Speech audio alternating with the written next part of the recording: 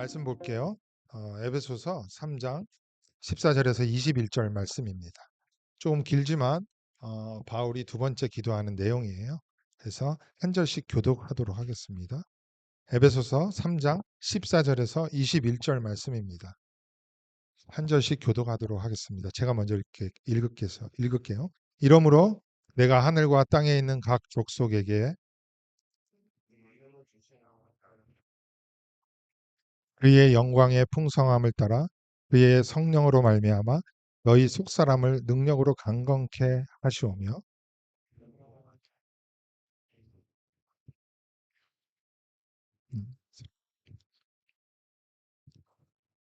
능히 모든 성도와 함께 지식에 넘치는 그리스도의 사랑을 알고 너비와 길이와 높이와 깊이가 어떠함을 깨달아 하나님의 모든 충만하신 것으로 너에게 충만하노라.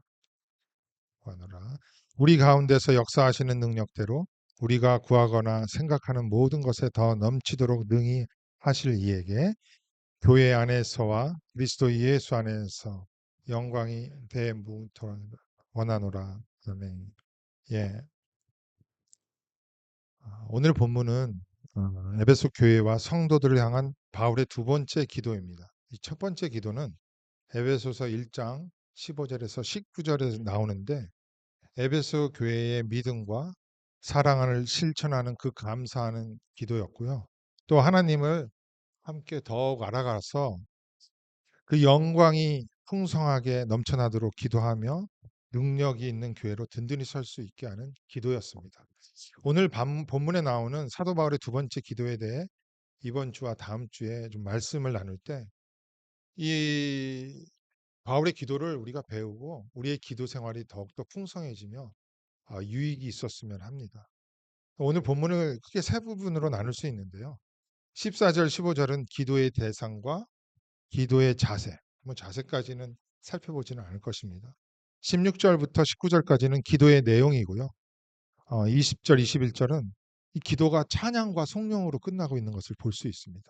바로 14절부터 들어가 보도록 할게요. 우리말 성경의 14절에는 이러므로라고 시작하고 있는데 원어나 영어 성경을 보면 이러한 이유 때문에 나는 하나님 앞에 무릎을 꿇었다라고 하면서 사도 바울은 기도를 시작하고 있습니다. 그렇다면 이러한 이유는 사도 바울이 하나님 앞에 무릎을 꿇어서 기도하는 근거가 되는 거예요.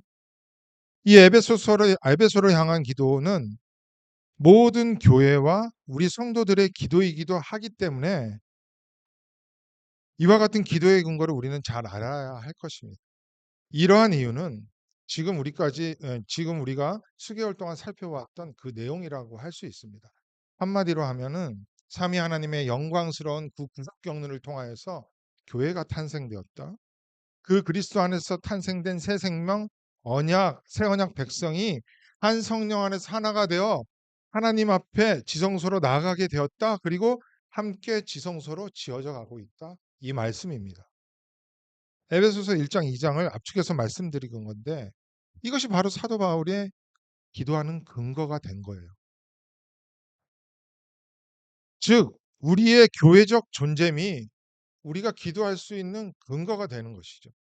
우리는 이와 같은 영광스러운 교회적 신분이라는 특권을 가지고 하나님 앞에 기도를 하게 되었다는 것입니다. 그래서 기도를 믿는 자의 특권이라고 하는 거예요.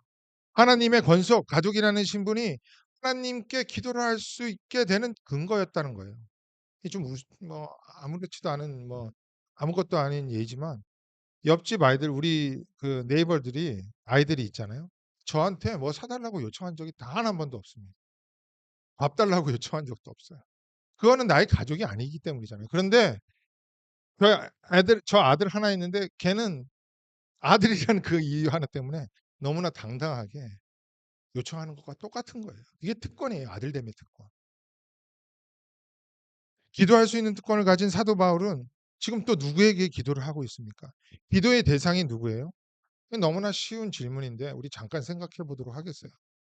우리가 인식을 하고 있지 않을지라도 우리는 항상 누군가를 향하여서 기도를 하고 있습니다. 그리고 그 호칭을 부르죠. 생각해 보십시오. 주님이라고 기도를 시작하면요.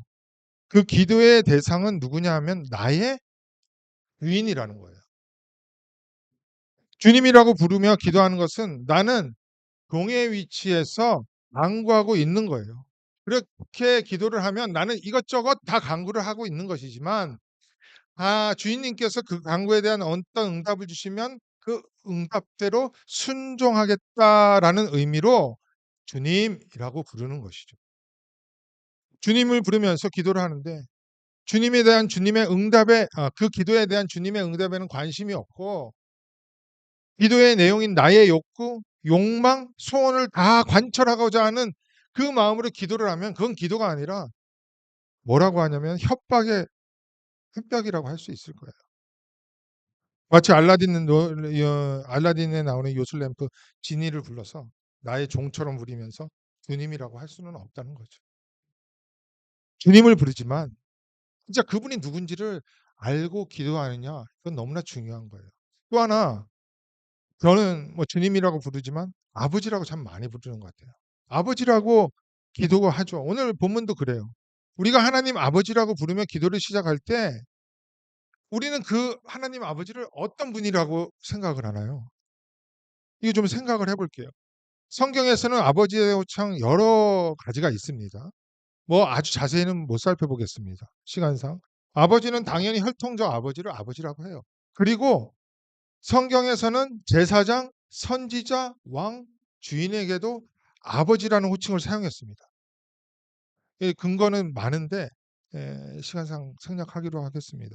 제사장, 선지자, 왕, 주인을 아버지라고 부른 것은 그 역할, 아버지에 대한 역할을 염두했던 것인데 자녀를 훈계하고 율법을 잘 가르치고 또 그것을 못 따랐을 때는 징계를 하는 등 아버지, 영적 아버지의 역할에 대한 것을 인정했기 때문에 그들을 아버지라고 불렀던 거예요.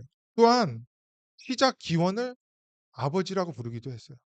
근데 이 유대인들이요, 자기들의 아버지를 누구라고 하냐면 아브라함이라고 했습니다. 아브라함 아버지 이렇게 불렀던 거예요. 또한 창세기 4장을 보면 야발은 가축 치는 자의 조상, 유발은 악기를 다루는 자의 조상. 이 조상이라는 단어가 아버지라는 단어로 사용됩니다. 그러니까 이 아버지는 시작 기원을 의미하는 것이죠. 아주 간단히 말씀을 드렸지만 이와 같은 아버지라는 의미를 종합적으로 생각해서 오늘 우리의 기도의 대상인 아버지에 대해서 생각을 해보도록 할게요. 특별히 사도 바울은 14장 15절에서 그냥 아버지라고 하지 않고 뭐라고 하고 있어요? 하늘과 땅에 있는 각 족속에게 이름을 주신 아버지라는 표현을 해요. 각 족속이라는 단어는 영어 표현도 나오겠지만 every family예요. 그냥 모든 가족입니다. 그렇다고 이 세상에 존재하는 모든 민족 패밀리를 말하는 것이 아니라 에베소서 2장 14절의 표현으로 하면은 하나님의 권속 그 패밀리를 말하는 거예요. 이러한 하나님의 권속 가족은 이미 하늘에 있기도 합니다. 이 땅을 살아가다가 떠났죠. 그리고 땅에 있기도 해요. 현재 살아가고 있습니다. 하지만 한 분 아버지 하나님만을 아버지라고 한다는 거예요. 그리고 그 하나님 아버지께서 이름을 주셨다고 하잖아요. 성경에서 어떤 존재에게 이름이 주어질 때는 그 이름에는 존재의 정체성을 다 나타내기도 했잖아요. 나타내기도 한 게 아니라 대부분 그렇습니다. 성경만도 그렇지가 않아요. 성경만 그런 것도 아니에요. 지금 많은 것들이 사라졌지만 우리 미국 사람들 그 라스트 네임을 보면 그 친구의 집안이 옛날에는 무슨 일을 하며 살았던지를 알 수 있잖아요. 마찬가지라는 거죠. 이와 같은 이름을 주신 하나님은 우리의 모든 존재됨, 정체성을 알고 계셔서 그 이름을 부여하신 분이며 하나님 자녀들의 아버지로서 모든 우리의 시작 근원이 되신다는 이름입니다. 그러니까 14절 15절에 나오는 우리의 기도를 들으시는 하나님은 오고 가는 모든 세대 가운데 하나님의 택함을 받은 하나님의 백성의 아버지로서 성도들의 근원 되시며 우리의 또 제사장과 왕과 선지자 주인 되셔서 우리에게 하나님께 나아갈 수 있는 근거가 되고 말씀을 배워서 말씀의 지도를 받는 그런 분으로서의 역할을 한다는 거예요. 그리고 이름을 주셨기 때문에 우리는 하나님의 부르심대로 살아갈 수밖에 없는 존재라는 것입니다. 이게 전지전능한 우리 하나님 아버지의 이름이라는 거예요. 이런 분께 우리는 기도를 하고 있는 것입니다. 우리의 기도는 아버에게나 어떤 것을 요청하여서 되면 좋고 안 되면 말고 그런 것이 아니에요. 아버지 되시는 나의 하나님은 나의 앉고 일어서는 것, 호흡하는 것, 머리카락까지 세심받아야 한다고 했잖아요. 나의 전 존재됨을 아시기에 오늘 나에게 필요한 것이 진짜 무엇인지를 다 알고 계세요. 그리고 그 모든 것을 채워주시는 전지전능한 분이십니다. 그래서 20절에서 사도 바울은 기도를 한 후 이와 같이 찬양을 하는 거예요. 한번 20절 같이 읽어볼까요? 시작. 우리 가운데서 역사하시는 능력대로 우리가 구하거나 생각하는 모든 것에 더 넘치도록 능히 하실 이하에게. 역사한다는 것은 아주 효율적으로 일하는 것이라고 말씀드렸잖아요. 그런데 능력이 있으십니다.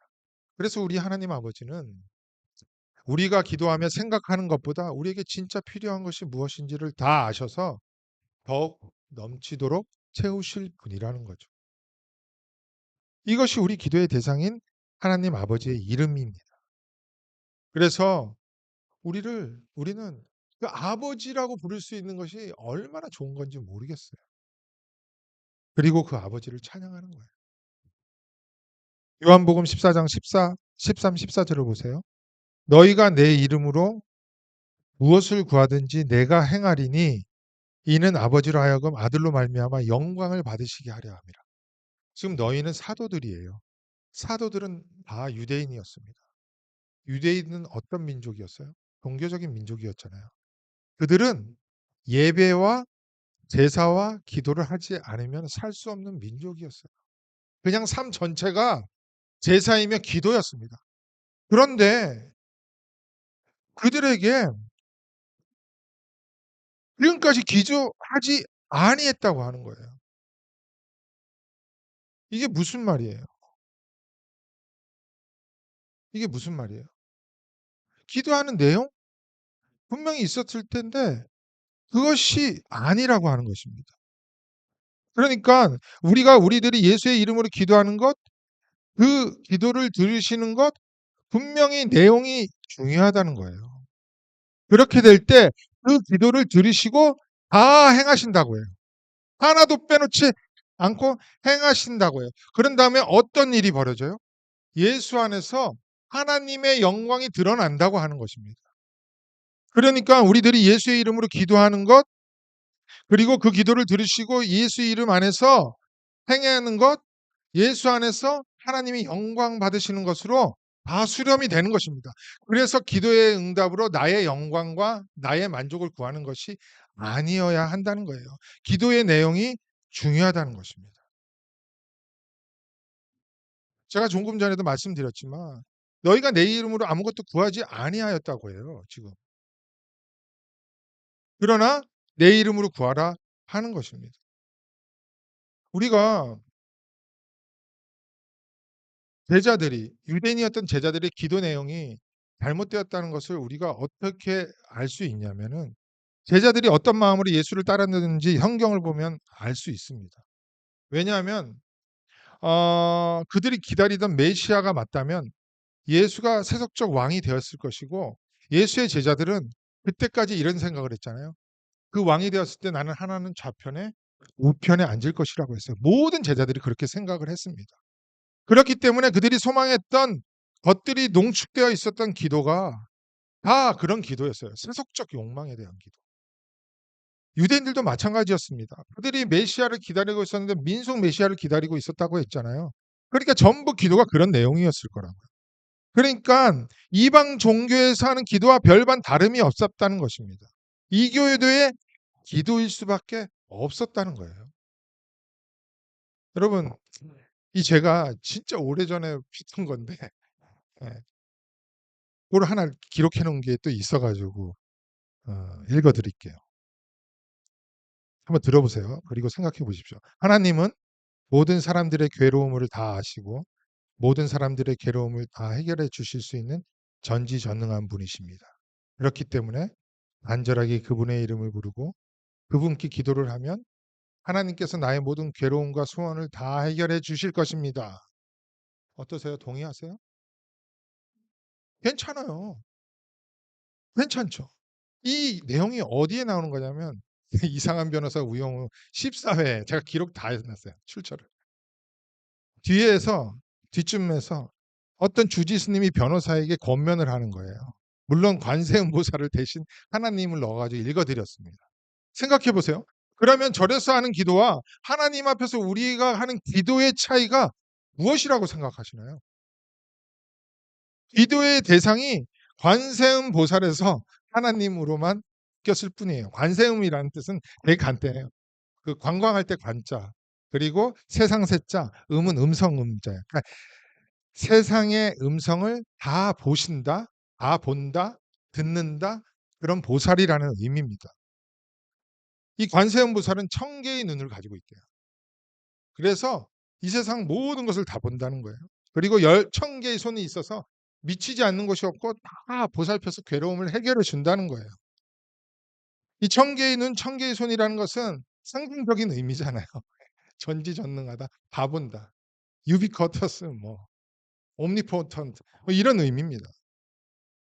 그리고 그분의 이름 나무 관세음 보살, 이 나무라는 뜻은 귀합니다라는 뜻으로 설교 때 이렇게 얘기해도 되지만 되는지 모르겠지만 그런 마음으로 기도하면 다 해결해 주신다는 거예요. 괜찮죠? 기독교의 기도의 대상이신 하나님과 불교의 기도의 대상이 관세음보살만 이름만 다르게 불렀을 뿐이지 기도의 대상과 똑같은 분인 것 같다는 생각이 안 드세요? 그래서 우리의 기도의 대상인 하나님이 어떤 분이신지를 잘 알기 위해서 꼭 말씀을 드린 거고 이와 함께 기도의 내용 역시 너무나 중요하다고 말씀을 드린 거예요. 우리의 기도하는 내용은 무엇보다 하나님의 영광이 드러나는 것으로 수렴이 되고 교회 새 언약 백성은 그렇게 기도하는 것이어야지 전부 이 땅에서의 만족을 위한 기도가 되어서는 안 된다는 거예요. 그렇게 되면 나무 관세음 보살이라고 부르는 기도랑 별반 차이가 없다는 것입니다. 유대인들이 지금까지 내 이름으로 아무것도 구하지 아니하다는 그 주님의 말씀이 바로 이거예요. 너네 예수의 이름으로 구해야 할 것이 따로 있다는 것입니다. 그리고 예수의 이름으로 하는 기도가 반드시 응답이 되어서 너의 영광이 드러나는 것이 아니라 하나님의 영광이 드러나게 되어 있다는 거예요. 그런데 기도의 응답을 받았다고 하면서 하나님이 나를 사랑하세요. 은혜였습니다. 우리의 삶은 간증의 연속이에요. 연속이에요. 하면서 이 말씀을 하시는 걸 보면은 제 마음은 이해를 합니다. 그런데 보면은 전부 다 하나님이 나의 부족함, 이 세상에서 살아가는 거 부족함 채우시고 만족시켜 주시고 나를 세상에서 띄워 주셨다. 이것이 기도 응답이야다. 은혜다. 간증거리다라고 하는 것입니다. 그게 무슨 하나님의 영광이 드러나요? 세상 사람들도 다 그렇게 기도하고 그렇게 살아가는데 기독교의 기도가 이렇게 되어 버렸어요. 예수의 이름으로 구해야 하는 바른 기도를 배우지 아니하면 안 되는 실정이 돼 버린 것입니다. 성경에서 기도에 대해서 그렇게 많이 가르치잖아요. 곳곳에서 기도에 대해서 나오고 있는 거예요. 그런데 말씀을 있는 그대로 안 보고 이방 종교에서 하는 기도를 기독교의 기도로 다 가지고 들어온 거예요. 그렇다면 교회가 새 언약 백성이 이 땅을 살아가면서 해야 할 기도가 어떤 기도여야 할까요? 한번 보겠습니다. 이 사도 바울의 기도를 보면서 우리가 좀 빠르게 알아볼게요. 우선 기도 제목만 빠르게 정리하고 넘어갈까요? 첫 번째 기도 제목은 그의 성령으로 말미암아 우리의 속사람이 강건해지는 기도였습니다. 16절이에요. 우리 겉사람이 아니에요. 두 번째 기도는 17절에 나오는 내용 그대로입니다. 믿음으로 말미암아 그리스도께서 우리의 마음에 있게 해달라는 것입니다. 세 번째 기도 제목은 17절과 18절에서 걸쳐 나오는데 사랑 가운데서 뿌리가 박혀서 터가 굳건해지고 모든 성도와 함께 지식에 넘치는 그리스도의 사랑을 알게 해달라는 기도였습니다. 그리고 마지막 기도 제목은요. 지식에 넘치는 사랑의 너비와 길이와 높이가 깊이가 어떠함을 깨달아 하나님의 모든 충만으로 충만해지기를 원하는 기도였습니다. 예, 뭐 세 가지로 나눌 수도 있고 자세히 다섯 가지로 나눌 수 있는데 그것은 중요한 것이 아니라 이 내용이라는 거예요. 생각해 보세요. 저와 여러분들도 기도를 하고 있는데 우리들의 기도와는 어떤 차이가 있다고 생각하세요? 보통 기도를 하며 부탁하는 내용은 무엇이냐면은 자기의 상황이나 형편에 대한 것입니다. 힘들고 어려운 문제들이 잘 해결되어 가지고 내가 편리하게 살 수 있도록 기도를 해요.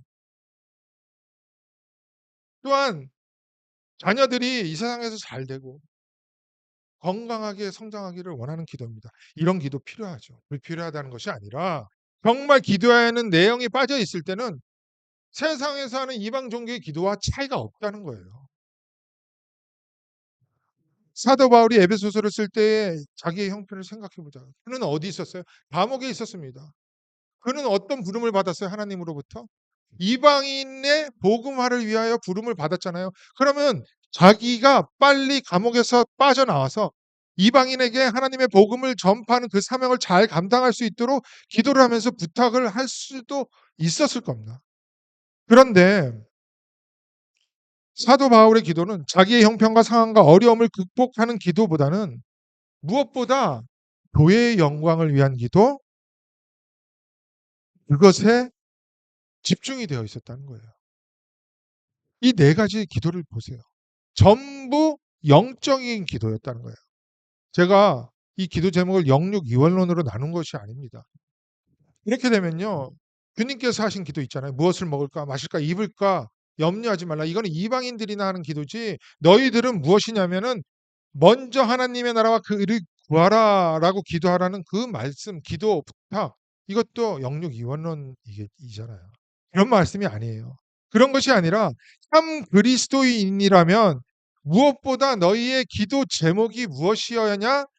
먼저 그 나라와 하나님의 의를 구하는 것이어야 한다. 이때 하나님의 영광이 온전히 드러나게 된다. 이 말씀인 거예요. 이 정도 하고 지금부터 사도 바울이 했던 기도의 내용을 하나씩 살펴보는데 오늘 첫 번째 것만 살펴볼게요. 첫 번째 기도 제목은 하나님 영광의 풍성함을 따라 성령으로 말미암아 너희 속사람을 능력으로 강건하게 하시기를 기도했습니다. 이 속사람에 대해서 여러 차례 말씀드렸잖아요. 우리의 속사람은 마지막 아담이신 그리스도와 연합한 새 생명적 존재를 말하는 거예요. 저와 여러분을 말합니다. 에베소 4장 24절의 말씀으로 표현하면 하나님을 따라 우리가 의와 진리와 거룩함으로 지으심, 새 창조된 거예요. 받은 새 사람을 말하는 것입니다. 이 속사람은요, 우리 하나님의 언약과 법을 즐거워하며 기뻐하는 거예요. 이 말씀이 딱 떨어졌을 때 너무나 기뻐하는 자입니다. 반면 겉사람은 옛 아담에 속하였던 존재예요. 그러니까 하나님을 떠나 자기가 자기의 인생의 주인이 되어서 불의한 상태에서 하나님의 법과는 반대 상대적인 것을 기뻐하며 그 뜻대로 살아가는 자들을 겉사람이라고 하는 것입니다. 우리는 하나님의 선택을 받은 자로서 예수를 믿고 예수와 연합한 자가 되어 새 생명을 얻어서 속사람이 살아난 사람들이에요. 그런데 이 땅을 살아가는 동안 이 겉사람이 우리 안에 아직 남아 있습니다. 겉사람과 이 속사람이 우리 안에 혼재하고 있기 때문에 늘 영적 전쟁이 있어요. 여러분들도 아시잖아요. 이건 경험적으로 아는 것이 아니라 말씀에도 이렇게 되어 있어요. 로마서 7장 22절 23절 보세요.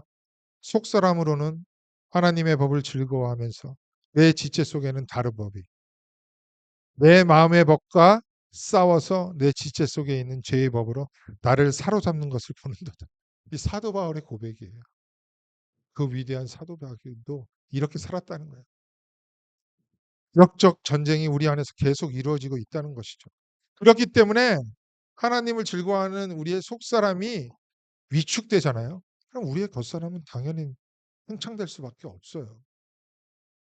반면 우리의 속사람이 강건해지면 우리의 겉사람은 당연히 그 세력을 잃을 수밖에 없겠죠. 그래서 너희 속사람을 강건하게 해달라고 기도를 한다는 거예요. 이 기도를요. 고린도후서 4장 16절에서는 이렇게 말하고 있잖아요. 그러므로 우리가 낙심하지 아니하노니 우리의 겉사람은 낡아지나 우리의 속사람은 날로 새로워지도다. 똑같은 말입니다. 우리의 속사람이 날로 새로워져 강건해질 때 우리의 겉사람은 낡아지게 되어 있다는 거예요. 그래서 기도해야 한다는 것입니다. 그런데 16절을 자세히 살펴보면 특이한 것이 있어요. 그냥 우리의 속사람을 강건하게 해달라고 기도한 것이 아니라 능력으로 기도해달라고 해요. 능력으로. 우리의 속사람은 단순히 기도한다고 강건해지는 것이 아니라 어떤 능력에 의해서 강건해질 수 있다는 말이죠. 그거 잘 파악을 하셔야 돼요. 그러니까 한국말 성경보다 영어 성경이 좀 더 선명해요. 비교해 드리면 너희 안에 계시는 성령을 통한 능력으로 여러분들이 더 잘 파악하실 거예요.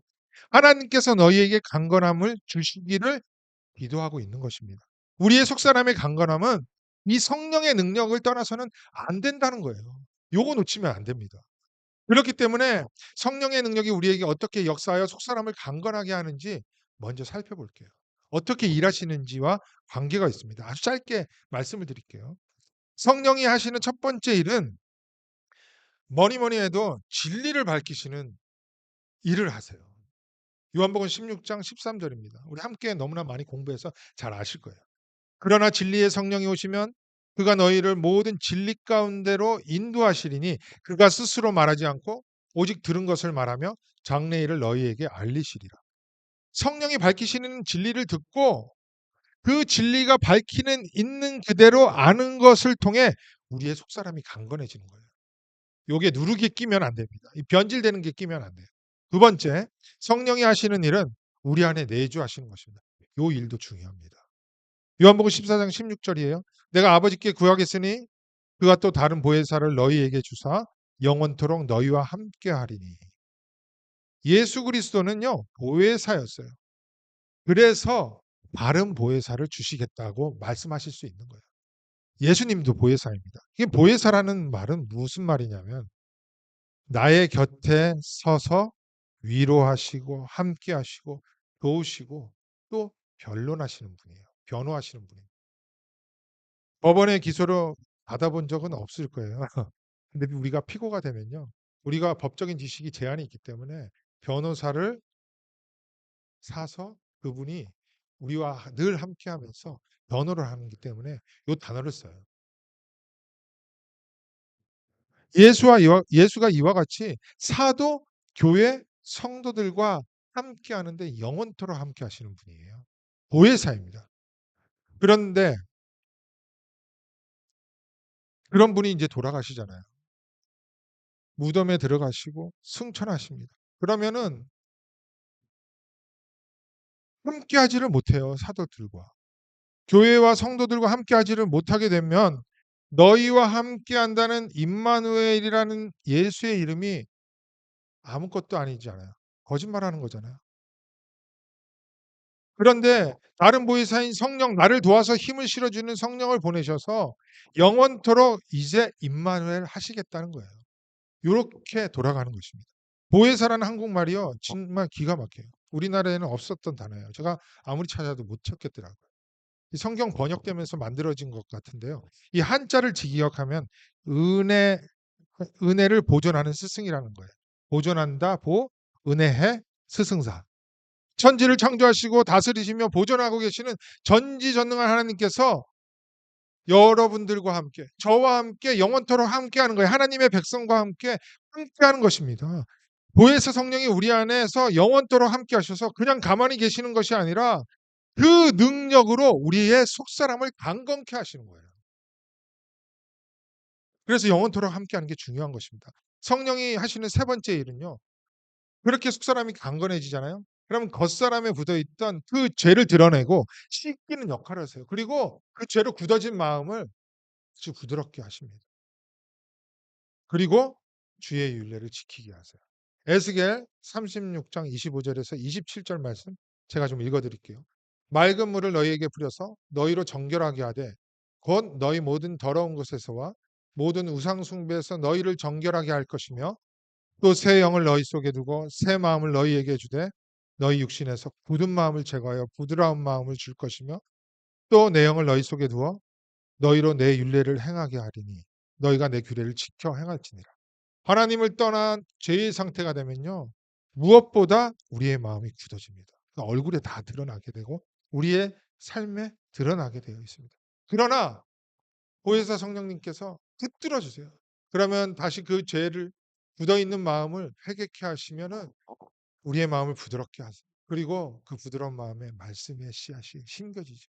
그러면 이게 성장해요. 열매를 맺게 되자 하나님의 윤례를 따르고 싶은 마음이 강하게 되는 거죠. 힘들어도. 그러면서 우리는 하나님을 사랑하는 모습으로 늘 진리와 함께하며 예배하고 우리에게 함께하는 그 이웃들에게 사랑을 베풀면서 살아가는 것입니다. 이게 석사람의 능력이 강건해질 때 나타나는 현상이에요. 그러니까 지금 제가 말씀으로 논리적으로 다 나누어서 했지만 이게 동시에 이루어지는 거예요. 지금 우리의 성령님이 우리 안에서 계셔서 하시는 일을 통해 어떻게 우리의 속사람이 강건해지는 것을 보았어요. 이게 기도를 통하여서 또한 이루어진다는 거예요. 이 기도는요, 성령의 지배를 받겠다는 기도입니다. 우리의 의지보다는. 이러한 기도는 그저 기도하는 것에 멈추는 것이 아니라 우리의 믿음 생활 구석구석에서 믿음 생활을 통하여서 순종하는 모습으로 드러나는 것이에요. 기도의 응답이 그렇게 이루어지는 거죠. 바로 이것이 우리가 하나님의 영광을 따라 성령의 능력으로 우리에게 주어는 속사람의 강건함이 이루어지는 기도이며 이로 인하여 또다시 하나님 영광의 풍성함이 드러나는 것입니다. 그래서 사랑하는 주 안에서 하나님 아버지로부터 이름을 받은 우리 성도 여러분, 사도 바울의 이 기도가 저와 여러분의 첫 번째 기도가 되기를 바랍니다. 속사람과 겉사람의 끝없는 영적 전쟁 가운데 성령님께서 일하심으로 온전히 순정하여 그 성령의 능력으로 속사람이 강건해지는 역사가 충만해지기를 주님의 이름으로 소망합니다. 그래서 겉사람의 영역은 점점 줄어들어 하나님의 영광의 풍성함이 우리 그리스도 반석교회와 여기에 계시는 모든 분들에게 가득하기를 주님의 이름으로 축원드립니다.